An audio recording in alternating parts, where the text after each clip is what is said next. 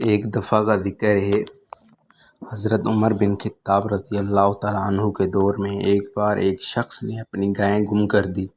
اس نے حضرت عمر رضی اللہ تعالیٰ عنہ سے شکایت کی۔ حضرت عمر رضی اللہ تعالیٰ نے اس شخص کو ایک خط لکھا، جس میں انہوں نے لکھا کہ وہ اپنی گائے کو تلاش کرے، اور اگر وہ گائے نہیں ملتی ہے تو وہ خود حضرت عمر رضی اللہ تعالیٰ عنہ کے پاس آئے۔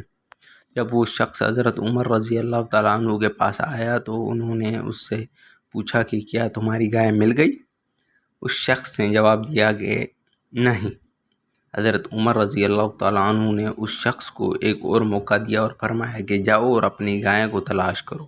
اسی دوران ایک اور شخص آیا اور کہنے لگا کہ میں نے ایک گائے خریدی ہے جو اس کی گائے جیسی ہے۔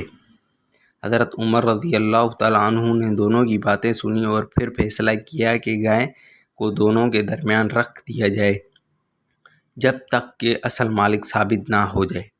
حضرت عمر رضی اللہ تعالیٰ عنہ کا یہ فیصلہ بالکل منصفانہ تھا اور دونوں نے اسے قبول کر لیا۔